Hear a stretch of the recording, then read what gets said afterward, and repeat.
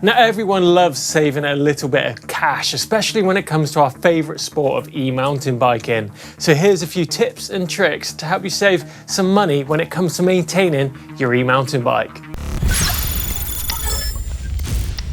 First up, battery life. Now the battery on your e-mountain bike is one of the most expensive products to replace. Now we're talking around £500 for the cheapest ones. We're talking over £1,000 to replace some of those bigger units. Now a lot of manufacturers actually say you're going to get more charge cycles from your battery if you top it up to 80% rather than that full 100% charge. Now that's definitely something to think about if you're not necessarily going out for those bigger rides where you're running the battery flat. Say for instance you're going for a shorter ride and you're only using 50–60% of that battery. Could be worth looking at for you guys. So the key information here is that you could potentially be getting hundreds of more charge cycles from your battery if you're charging it in the optimum way. Now just check it out because this is going to vary from brand to brand.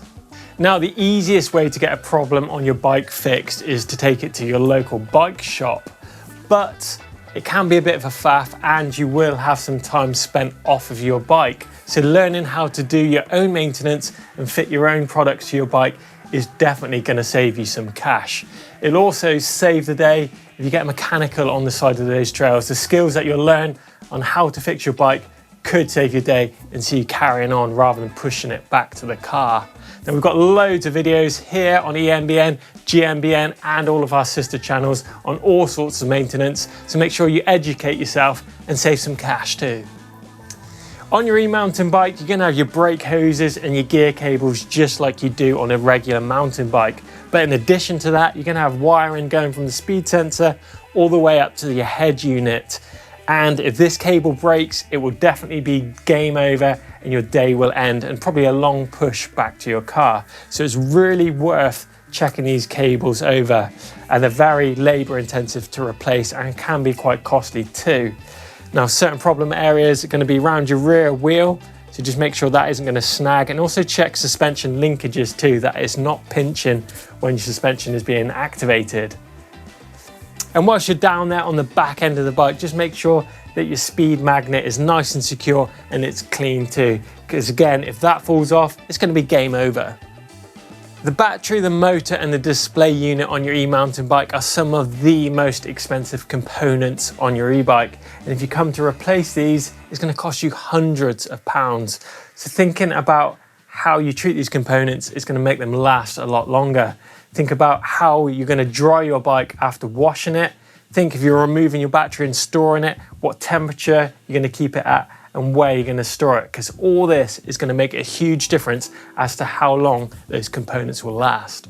Now, a great way of saving a bit of cash when it comes to maintaining your e-mountain bike is not replacing those components for a like-for-like option. Now, for instance, on this bike, it comes with an XTR cassette. Now, when this wears out, I could replace this with something like a Dior cassette, as long as it's compatible with the free hub that I'm using. It's going to be a bit heavier, yes, but the only difference I'm probably going to notice is that my wallet is going to feel that bit fatter. And the same goes for things like your derailleur. This bike has an XT derailleur on it, and if that was to break or wear out, I don't need to replace it with an XT derailleur. I could put a cheaper option on there again, and again, save a bit more cash. Now, e-bikes aren't cheap, we're well aware of that, and they can often cost quite a few £1,000s. So protecting that investment is definitely key. Now, a great way of protecting your paint and making that bike look fresh at all times is by using a kit from the likes of Invisiframe or Helitape and just running it across those high stress areas like your top tube, your chain stays and your seat stays too, and anywhere else that's going to get worn out, because you don't want that bike looking 5 years old when it's only 2. Now, everything that rotates or moves on your e-bike is going to have a bearing or a bush fitted. Now, items such as your headset, your wheels and your cranks and your pedals all going to have bearings in, and it can be quite easy to diagnose when there's a problem with those by a simple shake or noise coming from it. But something that's often overlooked is going to be those bearings that are fitted to the linkage in a full suspension bike. Now, this is definitely something you want to keep an eye out if you're running a carbon frame, because those bearings can sometimes get locked up and can seize in the frame, meaning that the whole bearing is going to spin rather than pivot in the holder.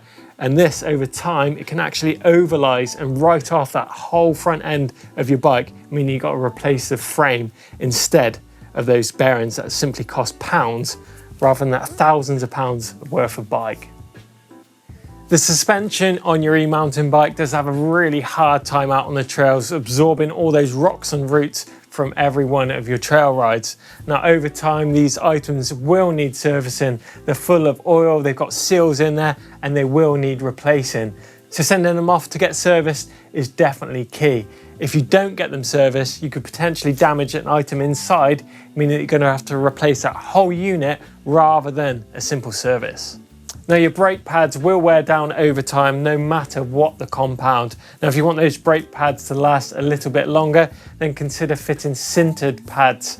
They will last a lot longer than organic pads, particularly if you're riding in those muddy conditions.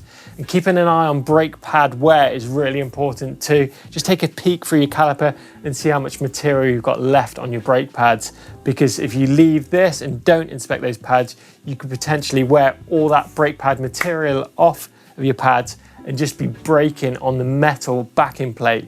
Now, this of course will require new pads, and chances are you're going to damage your brake rotor too, so that will be very costly if you don't keep an eye on that one. Fitting a mud guard to the front and the rear of your e-bike over those winter months can essentially save you cash too. If you're running a front moto style mud guard, what it's going to do is protect those fork seals from all that grime and gunk flicking up from the front wheel. It's also going to protect your headset from all that mud flying up.